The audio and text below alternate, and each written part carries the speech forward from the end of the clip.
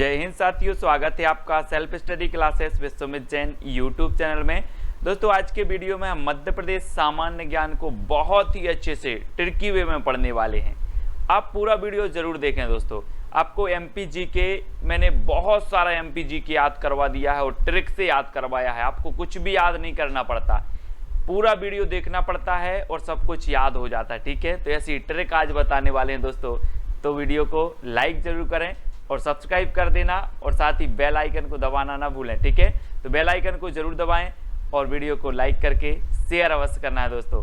तो दोस्तों आपको यहाँ पर हमारा मध्य प्रदेश है और मध्य प्रदेश के जीके के बारे में जब हम पढ़ते हैं तो मैं आपको हमेशा बताता हूँ कि मध्य प्रदेश को जो मध्य प्रदेश नाम दिया वो भारत के प्रथम प्रधानमंत्री श्री पंडित जवाहरलाल नेहरू जी ने दिया था। ठीक है, और इसे लघु प्रदेश है ना, टाइगर स्टेट, सोया स्टेट, हृदय प्रदेश आदि विभिन्न नामों से जाना जाता है। और मध्य प्रदेश का सामान्य ज्ञान आज हम पढ़ रहे हैं दोस्तों। अब आपको बताना है कि स्याही एवं पेंट उद्योग प्रयोग किया जाने वाला भेलाला कहाँ पाया जाता है। स्याही और पेंट उद्योग में जो प्रयोग किया जाता है भेलाला, वो कहाँ पर पाया जाता है। तो दोस्तों हम आपको सबसे पहले टेस्ट करवाएंगे है ना, फिर ट्रिक बताएंगे और फिर मैप में बताएंगे। ठीक है, तो बहुत सारी चीजें आज होने वाली हैं। तो स्याही एवं पेंट उद्योग में प्रयोग किए जाने वाला जो भेलाला है ये कहाँ पाया जाता है। 2 सेकंड आपको दिए जाते हैं और आपका बिल्कुल सही आंसर क्या हो जाएगा आपको कमेंट में लिखना है।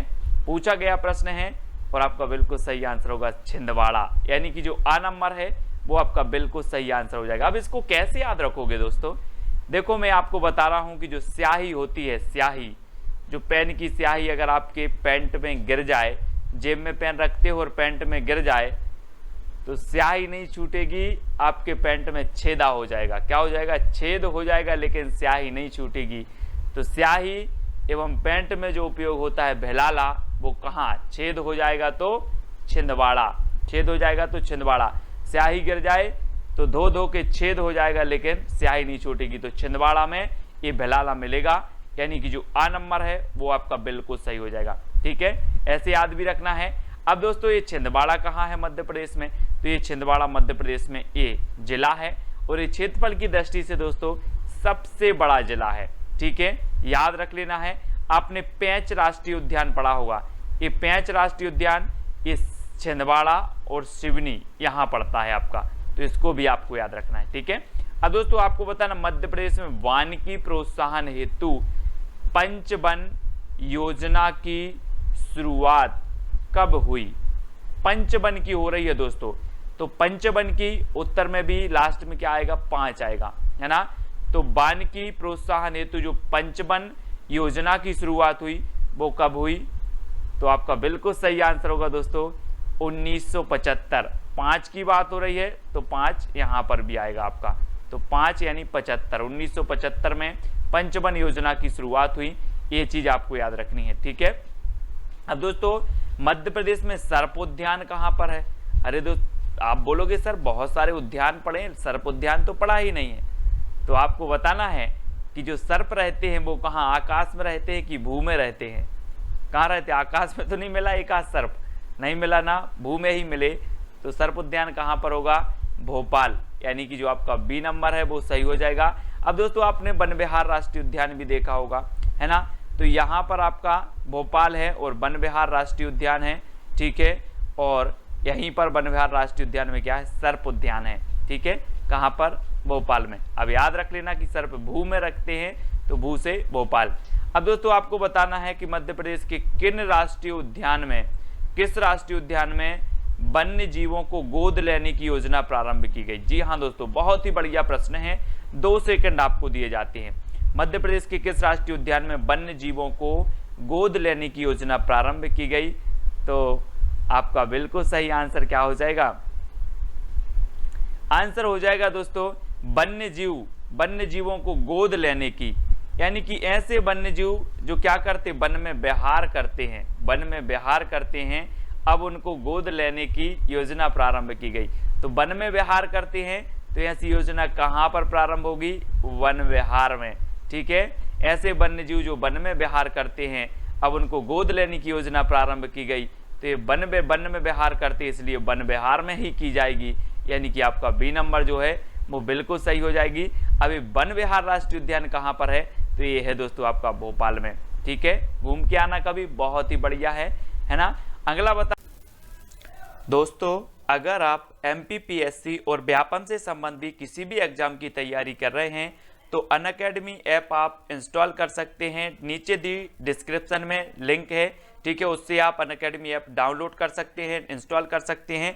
यहाँ पर दोस्तों आपके लिए बहुत सारे फायदे हैं, देख लेते हैं कौन कौन से फायदे। जब आप अनअकैडमी ऐप है दोस्तों क्या करते हैं, इंस्टॉल करते हैं यहाँ से, तो यहाँ पर आपको अनअकैडमी ऐप में लॉग इन करना है। साथ ही दोस्तों यहाँ पर आपको ईमेल और फोन के माध्यम से दोस्तों आपको जब इस ऐप में आप पहुंच जाएंगे तो आप अपना गोल, यानी कि आप किस एग्जाम की तैयारी कर रहे हैं, MPPSC व्यापम, आप यहां पर चयन करेंगे, जहां पर आपको फ्री लाइव क्लासेस भी उपलब्ध होती हैं। और साथ ही वो बात करें कि यहां पर फ्री लाइव क्लास और डेमो क्लास भी आपके लिए उपलब्ध है, तो इन क्लासों को भी आप देख सकते हैं, आपके डाउट भी यहां पर क्लियर किए जाते हैं। साथ ही यहां पर आपको लाइव क्लास भी मिलती है। फ्री लाइव क्लास में दोस्तों आपको ऑनलाइन लाइव क्लास मिलेगी, साथ ही आपके लिए टेस्ट भी मिलेगा और टेस्ट में आपका स्कोर कार्ड भी बताया जाएगा, है ना। और साथ ही दोस्तों आपका पूरा पेपर का एनालिसिस भी किया जाएगा और आपके डाउट भी क्लियर यहां पर किए जाएंगे। ठीक है, अब बात करें दोस्तों यहां की कि जो भी आप टेस्ट देते हैं उस टेस्ट से संबंधी अगर कोई आपको डाउट लगता है तो आप टॉप एजुकेटर के द्वारा दोस्तों चैट कर सकते हैं और डाउट का सॉल्यूशन पा सकते हैं। साथ ही यहां पर आपको दोस्तों PDF भी मिलेंगी, आपको PDF भी डाउनलोड करेंगे और ये बिल्कुल PDF बिल्कुल फ्री में मिलेंगी आपको। ठीक है, तो आपको ऐप को क्या करना है, इंस्टॉल करना है। और दोस्तों यहां पर अगर बात करें तो यहां पर जो भी आप टेस्ट देते हैं, जो भी आप टेस्ट दे रहे हैं, इसका दोस्तों स्कोर कार्ड आपके सामने मिलेगा कि आपको कितने नंबर इसमें प्राप्त हुए हैं। और उस नंबर पर दोस्तों आपको कोई डाउट लगता है तो इसमें लाइव क्लास के माध्यम से आपका क्या किया जाएगा, एनालिसिस किया जाएगा कि किस प्रकार से आपने प्रश्न का जवाब दिया था। ठीक है, तो ये भी याद रख लेना। और मॉक टेस्ट भी यहाँ पर आपको फ्री में है, कितने सारे, बहुत सारे MPPSC, पुलिस, जेल प्रहरी सभी के लिए मॉक टेस्ट फ्री में भी उपलब्ध हैं, MPSI एग्जाम के लिए। दोस्तों अब बात करते हैं फ्री क्लास और प्लस क्लास। प्लस क्लास यानी कि इसमें सब्सक्रिप्शन आपको लेना पड़ता है। ठीक है, तो कुछ फ्री क्लासें आपको मिलती हैं अनअकैडमी ऐप में, तो कुछ क्लासों के आपके पैसे भी लगते हैं। ठीक है, तो इसमें देखें कैसे कैसे होता है दोस्तों। अगर इसमें बात करें कि जिस भी आप एग्जाम की तैयारी कर रहे हैं तो फ्री क्लास में आपको लिमिटेड आपका सिलेबस कवर किया जाएगा। साथ ही दोस्तों आपको जो टेस्ट हैं वो लिमिटेड टेस्ट मिलेंगे, है ना। और अगर प्लस क्लास की बात करें तो यहां पर आपका सिलेबस कंप्लीट कवर किया जाएगा और अनलिमिटेड प्रैक्टिस टेस्ट मिलेंगे और अनलिमिटेड यहां पर आपको PDF और नोट्स भी मिलेंगे। साथ ही ऑल डाउट सॉल्व किए जाएंगे आपको टॉप एजुकेटर के द्वारा। ठीक है, और यहां पर आपको लिमिटेड नोट्स मिलेंगे और लिमिटेड आपको डाउट सॉल्यूशन भी मिलेंगे। ठीक है, ये चीज आपको याद रखनी है। साना दोस्तों मध्य प्रदेश के किस राष्ट्रीय उद्यान में हालो घाटी और बंजर घाटी स्थित है? हालो घाटी और बंजर घाटी बतानी है। 2 सेकंड आपको दिए जाते हैं, उत्तर आपका चयन करना है। तो आपका बिल्कुल सही आंसर क्या हो जाएगा दोस्तों, हालो घाटी और बंजर घाटी स्थित है कहां पर, कान्हा किसली राष्ट्रीय उद्यान में, यानी कि जो A नंबर है वो बिल्कुल सही हो जाएगा। अब दोस्तों ये हालो घाटी और बंजर घाटी कैसे याद रखोगे, है ना। आपने एक वो गाना सुना होगा कि कान्हा ने मारा मिस कॉल, राधा बोले हेलो हेलो, तो किसने मारा, कान्हा ने। तो ये हालो घाटी कहां पर होगी, कहां पर होगी, कान्हा में होगी ना, कान्हा राष्ट्रीय, क्यों नहीं, है ना, कान्हा में। तो A नंबर आपका बिल्कुल सही हो जाएगा। ठीक है, तो आपको याद रखना है कैसे भी, हालो घाटी और बंजर घाटी कान्हा में है और एक कान्हा कहां पर है दोस्तों। तो मैंने आपको याद करवाया था कि कान्हा राष्ट्रीय उद्यान मंडला में है, तो कान्हा को देखकर मन डोला, तो कान्हा राष्ट्रीय उद्यान कहां पर होगा, मंडला में। ठीक है, ये है दोस्तों आपका मंडला और यहीं पर कान्हा राष्ट्रीय उद्यान है मंडला में, और हालो घाटी और बंजर घाटी भी इसी राष्ट्रीय उद्यान में है। ठीक है, तो इसको याद रखना है। अगला है मध्य प्रदेश के किस अभ्यारण्य में एशियाई सिंह का संरक्षण प्रजनन केंद्र खोला गया है? अब दोस्तों एक चीज बताना, हम बोलते ना पेपर में आपने देखा होगा कि शेरों ने अपना कुनबा बढ़ाया है, क्या बनाया है, कुनबा बढ़ाया है। अब एशियाई सिंह के संरक्षण प्रजनन केंद्र खोला, प्रजनन केंद्र, प्रजनन होगा तो क्या होगा, कुनबा बढ़ेगा। तो ये प्रजनन केंद्र कुनबा से क्या हो जाएगा आपका, कुनबा बढ़ेगा तो ये कहाँ पर प्रारंभ किया जाएगा? कुनवा से कूनो, है ना, कुनवा से कूनो। तो कूनो राष्ट्रीय उद्यान में ये जो है प्रारंभ किया गया है एशियाई सिंह संरक्षण प्रजनन केंद्र कूनो, ये याद रख लेना है, ठीक है। इसे 2018 में दोस्तों टाइगर प्रोजेक्ट में शामिल किया गया, राष्ट्रीय उद्यान बनाया गया कूनो। अब ये कूनो कहाँ पर है दोस्तों? तो ये पालपुर जो कूनो है ये श्योपुर में है, ठीक है। ये है आपका श्यो, है ना, श्योपुर मध्य प्रदेश में, और यहाँ पर कूनो है और कूनो राष्ट्रीय उद्यान है, ठीक है, जिसे टाइगर प्रोजेक्ट में भी शामिल किया गया है। एशियाई सिंह संरक्षण प्रजनन केंद्र भी यहीं पर खोला गया कूनो में, ठीक है, याद रखना है। अब दोस्तों आपको बताना, माधव राष्ट्रीय उद्यान शिवपुरी से कौन सा राष्ट्रीय राजमार्ग गुजरता है? मोस्ट इंपोर्टेंट, कई बार एग्जाम में पूछा गया है। माधव राष्ट्रीय उद्यान आपका कहां पर है? सबसे पहली बात तो यहीं पर शिवपुरी में। अब इस माधव राष्ट्रीय उद्यान शिवपुरी से कौन सा राष्ट्रीय राजमार्ग गुजरता है? अब यहां पर आया है दोस्तों शिव, तो शिव जी को आपने देखा 3 ही इनके हथियार हैं, कौन कौन से? 3 कौन कौन से हैं? सर्प है, त्रिशूल है और डमरू है। ये 3 हैं, शिव जी के 3 ही हथियार हैं, है ना। तो आपको बताना है कि 3 आया है, और ये माधव राष्ट्रीय उद्यान शिवपुरी से गुजर रहा है राष्ट्रीय राजमार्ग, तो कौन सा गुजरेगा? 3 गुजरेगा, 7 गुजरेगा या 4 गुजरेगा? कौन सा गुजरेगा? शिव की बात आई है तो शिव जी के 3 ही हथियार हैं, तो NH3, ठीक है। ये चीज आपको याद रखनी है, आपसे पूछा जाता है हमेशा, तो इस प्रकार से याद भी रखेंगे। और ये है दोस्तों आपका शिवपुरी, है ना, यहाँ माधव राष्ट्रीय उद्यान भी है आपका, और माधव राष्ट्रीय उद्यान है, और यहीं से NH जो 3 है वो राष्ट्रीय उद्यान भी यहीं से गुजरा है, ठीक है, इसको याद रखेंगे। अब दोस्तों आपको बताना, मध्य प्रदेश सरकार में मत्स्य पालन को कृषि का दर्जा कब मिला? अब दोस्तों एक चीज बताना कि व्यक्ति अपनी संतान का पालन करता है, किसका? संतान का पालन करता है, लेकिन यहाँ पर तो मत्स्य का पालन हो गया। तो मत्स्य का पालन हो गया मतलब ये भी कैसी है? संतान के समान है, संतान के समान ही पालन करती होगी। तो संतान से क्या बनेगा आपका? 57, है ना, 1957। अभी हमने देखा था कि व्यक्ति अपनी संतान का पालन करते हैं, लेकिन अब मत्स्य का भी पालन करते हैं, तो ये भी संतान की तरह ही करेंगे। तो मत्स्य पालन को कृषि का दर्जा कब मिलेगा? संतान, यानी कि 97, ठीक है। तो 12 नंबर आपका बिल्कुल सही हो जाएगा, 1997, ठीक है, इस प्रकार से रखेंगे। और ये 1997 मत्स्य पालन को कृषि का दर्जा दिया गया। और मध्य प्रदेश में कौन सी फसलों की अधिक कृषि होती है दोस्तों? फसलें बहुत सारी हैं, है ना। सोयाबीन यहाँ पर ज़्यादा बुवाई होती है, इसलिए सोया स्टेट मध्य प्रदेश को कहा जाता है। सोयाबीन में सर्वाधिक प्रोटीन पाया जाता है।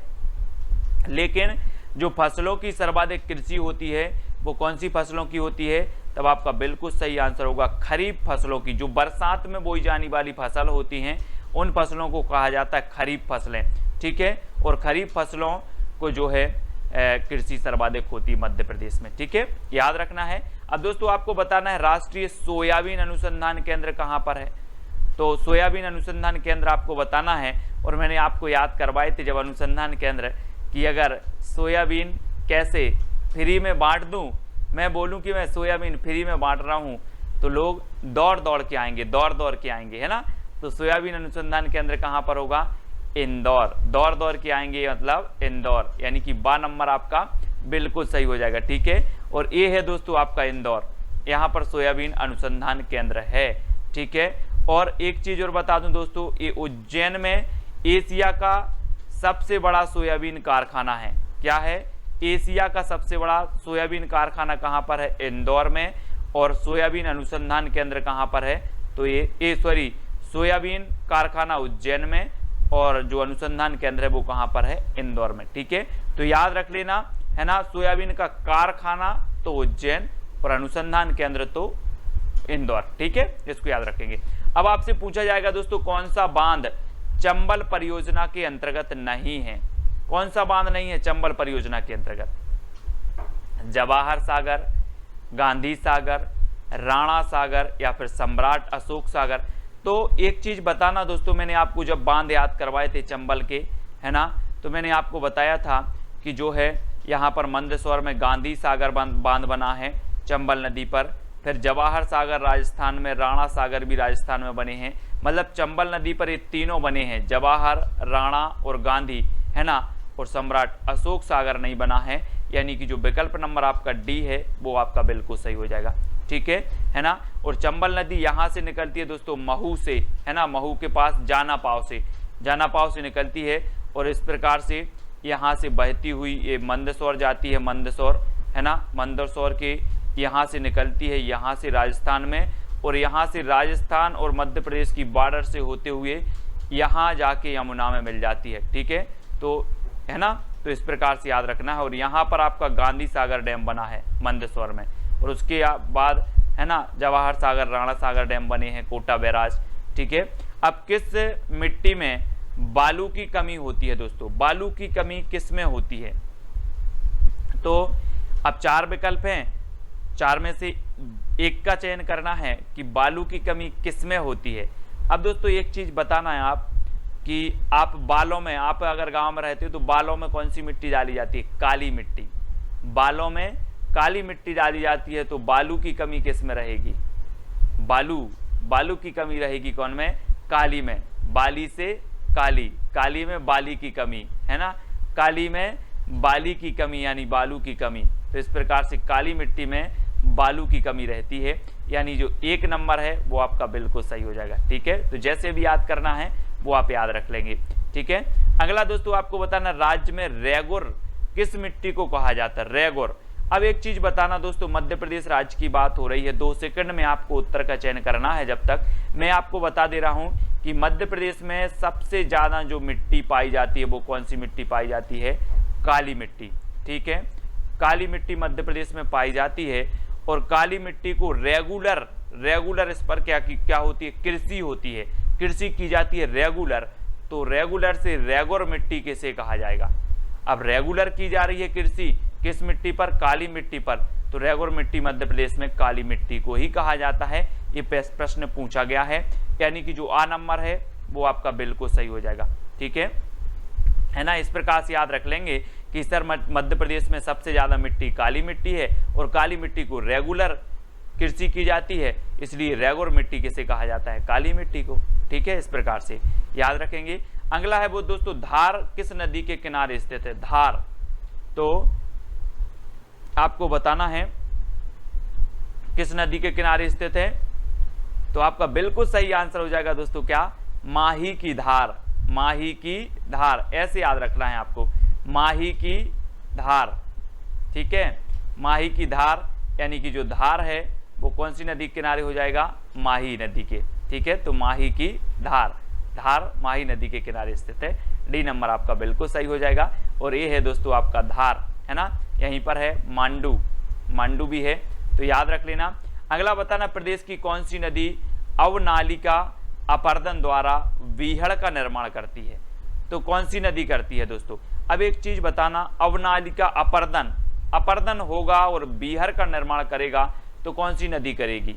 जिसमें बल होगा, जिसमें क्या होगा? बल होगा, वही तो अपर्दन करेगी, वही बीहड़ बनाएगी, है ना। तो बल होगा तो चंबल, है ना, बल से चंबल।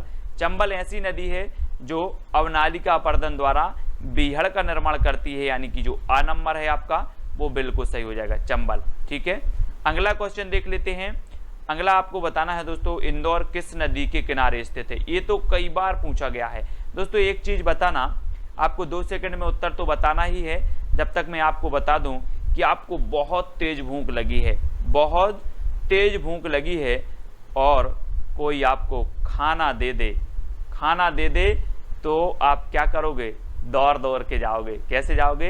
दौड़ के जाओगे। अगर आपको भूख लगी है और खाना दे दे तो दौड़ के जाओगे। तो जो खान नदी के किनारे स्थित शहर है उसका नाम क्या है? उसका नाम है इंदौर। ठीक है, ये क्वेश्चन पूछा गया है एग्जाम में, पूछा गया कि इंदौर किस नदी के किनारे स्थित है। तो याद रख लेना कि दौड़ के जाएंगे हम अगर कोई खाना दे दे तो। ठीक है, तो खान नदी, इस प्रकार से याद रखना है। अब दोस्तों ये आपका इंदौर है। ठीक है, कपड़ा शहर कहा जाता है, अहल्या नगरी भी इसे कहा जाता है, तो ये चीज भी याद रखेंगे। मध्य प्रदेश का एकमात्र हिल स्टेशन पचमढ़ी किस पर्वत श्रृंखला में स्थित है? मैंने आपको कई बार बताया है दोस्तों कि पचमढ़ी में बरसात सर्वाधिक वर्षा होती है। ठीक है, पचमढ़ी में, और पचमढ़ी में एक जो धूपगढ़ है, धूपगढ़ क्षेत्र मध्य प्रदेश का सर्वोच्च चोटी है धूपगढ़, जिसकी ऊंचाई है 1350 मीटर, ठीक है, धूपगढ़। और यहाँ पर आरक्षक क्या है, आरक्षक ट्रेनिंग सेंटर भी है पचमढ़ी में, तो ये चीज़ भी आपको याद रखनी है, ठीक है। और एकमात्र हिल स्टेशन है पचमढ़ी, है ना, और ये किस श्रेणी में है, पर्वत श्रेणी में है, तो ये सतपुड़ा पर्वत श्रेणी, यानी कि बी नंबर आपका सही हो जाएगा। और ये पचमढ़ी कहाँ पर स्थित है दोस्तों, तो यहाँ पर देखो ये होशंगाबाद में स्थित है, और होशंगाबाद में मैं कई बार बताता हूँ आपको कि यहाँ पर सतपुड़ा राष्ट्रीय उद्यान भी है ना, सतपुड़ा है, और बोरी अभ्यारण्य भी है, बोरी, है ना, पचमढ़ी तो आपका है ही, तो इनको आपको याद रखना है। अगला दोस्तों है आपका खिलाफत आंदोलन का नेतृत्व मध्य प्रदेश में किसने किया। अब दोस्तों खिलाफत यानी कि खिलाफ जा रहे हैं। अब अगर कोई खिलाफ जा रहा है ना, अंग्रेजों के खिलाफ जा रहा है, तो ऐसा ही मराठा आदमी होगा कि जबर आदमी होगा, कैसा होगा जल्दी बताओ। जो खिलाफ जा रहा है और खिलाफत आंदोलन का नेतृत्व कर रहा है वो आदमी कैसा होगा, कॉमन सेंस कैसा होगा, जबर। तो अब्दुल जब्बार, अब्दुल जब्बार ने खिलाफत आंदोलन का नेतृत्व कहां से किया था, मध्य प्रदेश से किया था, यानी कि आपका बिल्कुल विकल्प नंबर जो बी है वो बिल्कुल सही होगा, अब्दुल जब्बार, ठीक है, याद रखेंगे विकल्प नंबर बी को। और अगला क्वेश्चन है आपका बांधवगढ़ राष्ट्रीय उद्यान कहां पर है। मैंने आपको सारे राष्ट्रीय उद्यान याद करवाए हैं ट्रिक से, अब आपको बताना है, 2 सेकंड आपको दिए जाते हैं और आपका बिल्कुल सही आंसर क्या हो जाएगा दोस्तों। अगर आपको एक पेड़ से बांध दिया जाए, एक पेड़ से बांध दिया जाए और कोई आपको छोड़े ना, तो आप पूरी उम्र या बंधे रहोगे, बंधे रहोगे कि नहीं, बिल्कुल बंधे रहोगे। तो बांधवगढ़ राष्ट्रीय उद्यान कहाँ पर होगा, उमरिया में, ठीक है, उमरिया, यानी कि बी नंबर आपका सही होगा। बांधवगढ़ में दोस्तों सफ़ेद शेर पाए जाते हैं, ठीक है, और सफ़ेद शेरों की जो भूमि है वो रीवा को कहा जाता है, ये भी याद रख लेना। और बांधवगढ़ 32 पहाड़ियों से घिरा राष्ट्रीय उद्यान है, एक क्वेश्चन ऐसा भी बन जाता है, ठीक है। और ये कहाँ पर है, उमरिया में है ना, और ये है दोस्तों आपका उमरिया, यहाँ पर बांधवगढ़ राष्ट्रीय उद्यान है, ठीक है। अगला दोस्तों आपको बताना है सॉफ्टवेयर टेक्नोलॉजी पार्क स्थित है, तो कहाँ पर है दोस्तों। अब मध्य प्रदेश में आप देखते हो दोस्तों कि जो सबसे ज़्यादा टेक्निकल है, सबसे ज़्यादा जो टेक्निक शहर है, टेक्निकल शहर है वो कौन सा है, कौन सा है, इंदौर।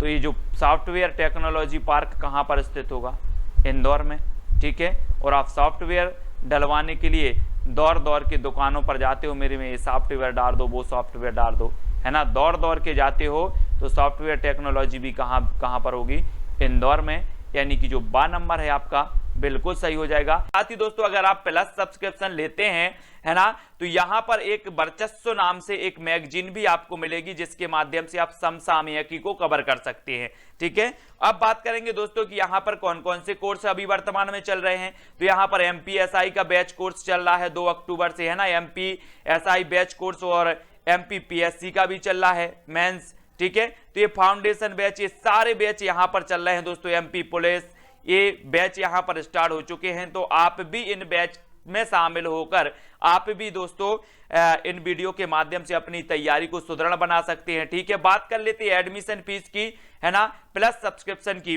तो दोस्तों यहां पर देखें हम कि कैसे आपको एडमिशन फीस जमा करनी है, कैसे प्लस सब्सक्रिप्शन लेना है, कितने का आपको पड़ेगा, वो सारी चीजें यहां पर दी हैं कि अगर आप 1 महीने का प्लस सब्सक्रिप्शन लेते हैं दोस्तों, तो आपको ये फीस 1600 चुकानी पड़ेगी। लेकिन यहां पर एक कोड दिया है, ये रेफरल कोड है सुमित जैन। अगर सुमित जैन रेफरल कोड आप यूज करते हैं तो आपको 10% का डिस्काउंट मिलेगा, और आपको यही जो कोर्स है ये 1440 रुपए की सब्सक्रिप्शन में आपको मिलेगा, ठीक है। आप 3 मंथ का सब्सक्रिप्शन लेते हैं तो ये 4000 में आपका पड़ेगा, लेकिन आप कोड के बाद 3 मंथ का आपको कितने में पड़ेगा, मात्र 3600 रुपए में, ठीक है। तो ये 10% डिस्काउंट भी आपको मिल जाएगा। और दोस्तों 6 मंथ में आपको 7200 रुपए का है, और 10% में आपको लेस होकर के 6480 रुपए का हो जाएगा। आपको कोड यूज करना है सुमित जैन, और आपको 10% का डिस्काउंट भी मिल जाएगा, ठीक है। और 12 मंथ की बात करें तो ये 8800 रुपए का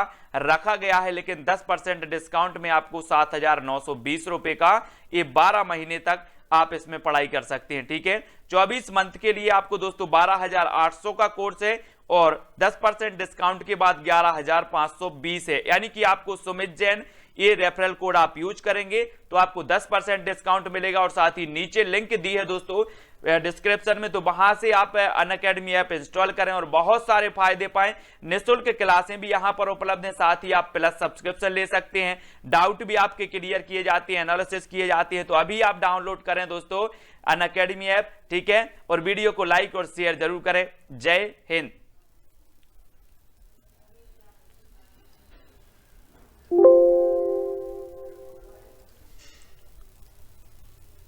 Unacademy. Let's crack it.